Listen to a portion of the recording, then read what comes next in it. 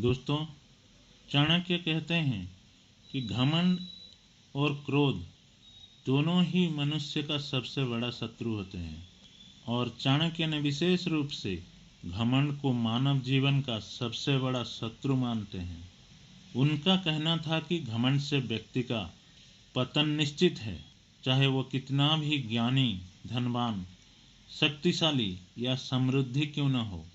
आइए विस्तार से जानते हैं कि चाणक्य ने घमंड के बारे में क्या क्या कहा है और उससे हमें क्या सीख मिलती है। दोस्तों, वीडियो को लास्ट तक जरूर देखिएगा।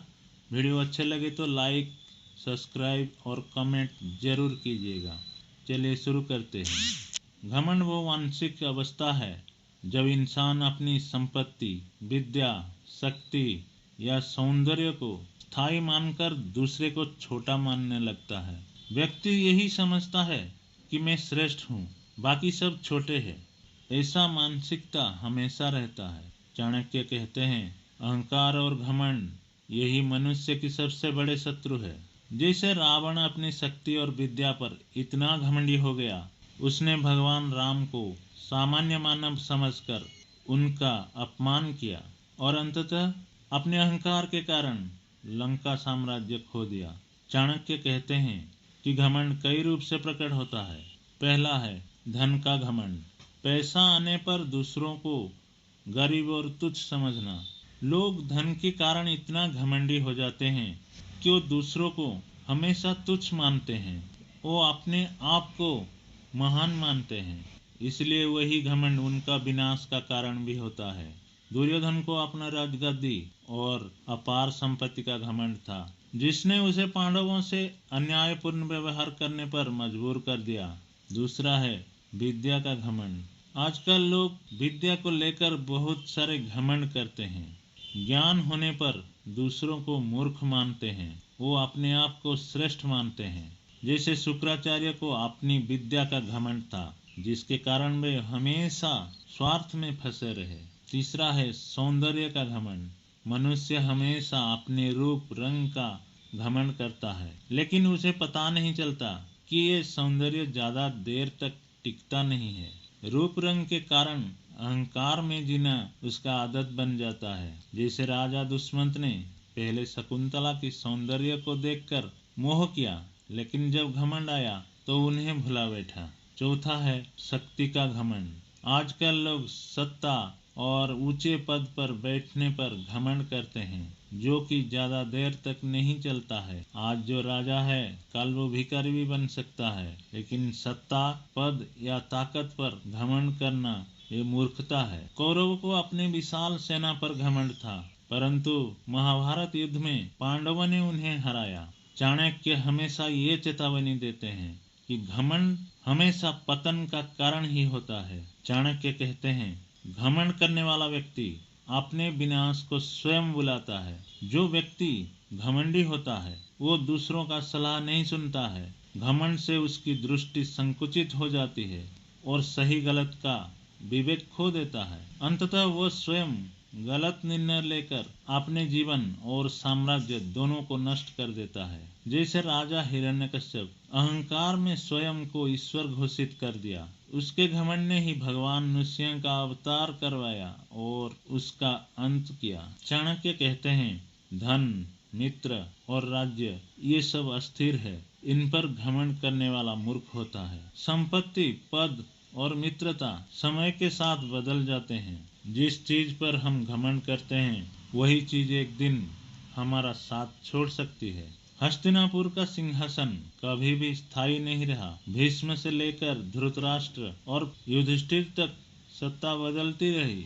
घमंड व्यक्ति को अंधा बना देता है, जबकि विनम्रता व्यक्ति को महान बनाता है। चाणक्य के अनुसार विनम्रता ही सच्चा आभूषण है। जैसे भगवान श्री कृष्ण के पास अपार शक्ति थी, फिर भी वे सदा विनम्र रहते थे। दूसरी ओर जरासंध और कंस का घमंड ही उनके विनाश का कारण बना और घमंड का परिणाम ऐसा होता है। चाणक्य नीति में ये घमंड का परिणाम के विषय में हम 4 पॉइंट से विस्तार आलोचना कर सकते हैं। पहला है विवेक नष्ट हो जाता है। घमंड के कारण व्यक्ति का विवेक नष्ट हो जाता है, वो सूझबूझ खो बैठता है, इंसान सही गलत सोचने की शक्ति खो देता है। रावण ने विभीषण की सही सलाह को ठुकरा दिया।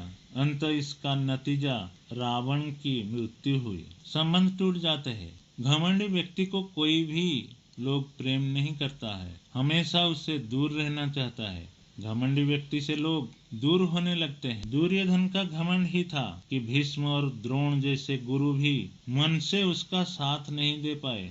गलत निर्णय होते हैं। घमंड के कारण मनुष्य सही निर्णय नहीं ले सकता, क्योंकि उसके मन में हमेशा अपना जिद्दी ही रहता है। घमंड में व्यक्ति जल्दबाजी और जिद्दी फैसला करता है। जैसे कौरव ने पांडवों को जुए में हराकर राजमहल छीन लिया, लेकिन यही युद्ध का कारण बना। पतन निश्चित होता है। जो घमंड करता है उसका पतन निश्चित है। अंततः घमंडी व्यक्ति अपने साम्राज्य, मान सम्मान और शांति सब कुछ खो देता है। रावण और दुर्योधन दोनों का विनाश इसी क्रम में हुआ।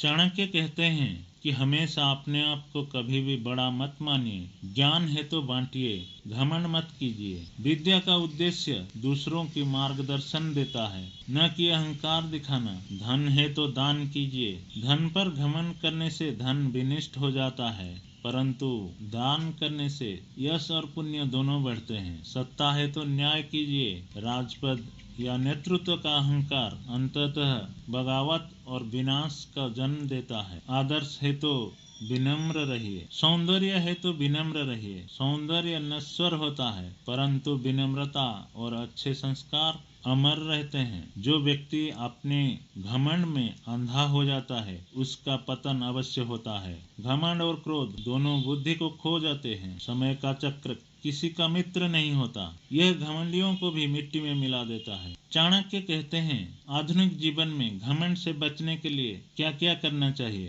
पहला है आत्मचिंतन। रोज खुद से पूछे कि कहीं मेरे व्यवहार में अहंकार तो नहीं है। दूसरा है कृतज्ञता। जो भी मिला है उसे ईश्वर का आशीर्वाद माने और उसमें संतुष्ट रहिए। तीसरा है सत्संग और पढ़ाई। महान लोगों की जीवन पढ़े और उससे सीखे कि कैसे अपने आप को संस्कार देना है और घमंड को नीचा करना है। चौथा है सेवा भाव। दूसरों की मदद करने से अहंकार स्वतः कम होता है। चाणक्य ने इस संदर्भ में एक सुंदर कहानी कही है। ये कहानी बताता है कि घमंड को कैसे विनिष्ट किया जाता है। एक समय की बात है, सूरीनगर में बीरसेन नामक राजा था। राजा बीरसेन बहुत अच्छे शासक था। प्रजा सब खुशी में जीवन बिताते थे, लेकिन राजा का कोई पुत्र नहीं था। राजा की एकमात्र कन्या थी। जब कन्या बहुत सुंदर और सुशील थी, जब कन्या को 12 साल हुआ था तो रानी की अचानक मृत्यु हो गई और राजा अकेला पड़ गया। धीरे धीरे कन्या बड़ा होने लगी और राजा बूढ़ा होने लगा। राजा के मन में हमेशा दुख रहता था। राजा को लगने लगा कि इतने साल तक मैंने राजपाट चलाई, अब मुझे संन्यास लेना चाहिए। ये सोचकर राजा एक दिन मंत्री को पास बुलाया और बोला, मंत्री, मैं अभी थक चुका हूँ। मैं चाहता हूँ कि मेरा ये सब राजपाट छोड़कर जंगल चले जाऊँ और संन्यास हो जाऊँ। मंत्री ने कहा, महाराज, आप अगर चले गए तो ये राज्य का क्या होगा? कौन राजपाट चलाएगा? और फिर राजकन्या का क्या होगा? राजा ने सोच में पड़ गया और मंत्री से कहा, ठीक है, कल प्रातःकाल जो व्यक्ति इसी महल में प्रथम प्रवेश करेगा वो इसी राज्य का राजा होगा और मेरे बेटी के विवाह मैं उसी के साथ करूंगा। फिर जब अगले दिन प्रातःकाल हुआ, मंत्री ने सारे महल में सिपाहियों को तैनात कर दिया और बोले कि जो व्यक्ति पहले प्रवेश करेगा उन्हें राजा के पास उपस्थित किया जाए। सिपाहियों ने चारों तरफ पहरा देने लगे। कुछ क्षण बाद एक युवक फटे कपड़े पहना हुआ उत्तर द्वार की तरफ आ रहा था। उसे देखकर सिपाहियों ने उसे पकड़ लिया और राजा के पास ले जाने लगे। उस युवक ने बोला, अरे मुझे छोड़ो, मैं कोई चोर नहीं हूँ, मैं तो एक गरीब इंसान हूँ जो मांग कर लेता हूँ, मेरे माता पिता को खिलाता हूँ। मुझे तुम कहाँ ले जा रहे हो? वो युवक डर के मारे पसीना पसीना हो गया था। आखिर वो युवक को राजा के पास उपस्थित किया गया। राजा ने उसे सारी बात बताई और राजकन्या के साथ वो युवक को विवाह कर दिया गया। और राजा ने सारा राज्य उस युवक को हाथों सौंपकर खुद जंगल चला गया और संन्यास ले लिया। उस नवयुवक ने बड़े अच्छे से राज्य चलाई। फिर मंत्री ने एक बार देखा कि राजा हर हफ्ते एक बंद कमरे में जाते हैं और घंटों बिताने के बाद वापस आते हैं। मंत्री के मन में शक हुआ, आखिर वो बंद कमरे में है क्या जो राजा हर हफ्ते उस कमरे में जाते हैं और घंटों के बाद वापस आते हैं। ये सोचकर मंत्री ने एक बार राजा को पूछा, महाराज, आखिर वो बंद कमरे में है क्या जो आप हर हफ्ते वहां जाते हैं और कुछ देर बाद वापस आते हैं? राजा ने मंत्री को कुछ नहीं बोला, चुप रहा। तो मंत्री का शक बढ़ने लगा और तरह तरह के विचार मन में आने लगा। और मंत्री सोचने लगा, कहीं ये हमारे राज्य के लिए कोई हानिकारक तो नहीं। ये सोचकर मंत्री ने ये सब बातें रानी को बताई। रानी जिद्दी स्वभाव के थे, तो रानी राजा को बोली, आखिर वो बंद कमरे का राज क्या है, हमें बताओ। राजा ने रानी को भी ये बात नहीं बताई और उसे समझा कर चला गया। फिर रानी के मन में आया, मैं उस कमरे का राज को पता लगा कर ही रहूंगी। ये सोचकर रानी ने अपना खान पान छोड़ दिया। ये देखकर राजा ने बेबस हो गया। वो कमरे के बारे में बताने को तैयार हो गया। राजा ने तय किया कि वो राज अब बताना पड़ेगा। राजा ने मंत्री को बोला कि सब कर्मचारियों के साथ आप आए, हम आपको वो कमरा दिखाने वाले हैं। सबका उत्सुकता बढ़ने लगा। अगले दिन सुबह राजा सबको लेकर उस बंद कमरे की ओर गया और जैसे ही दरवाजा खुला सब लोग अंदर गए और जो देखे सबकी पैरों तले से जमीन खिसक गई। सबने देखा कि एक फटे हुए वस्त्र के सिवा पूरा कमरा खाली था। मंत्री ने राजा को कहा, महाराज, इस फटे कपड़े के सिवा तो इस कमरे में और कुछ नहीं। आखिर आपने क्यों इस कमरे में आके घंटों बिताते हैं? तब राजा ने बोला, ये फटे हुए वस्त्र ही सब कुछ है। मैं जब राजा नहीं था, पहली बार इस महल को आया तो ये वस्त्र ही पहनकर आया था।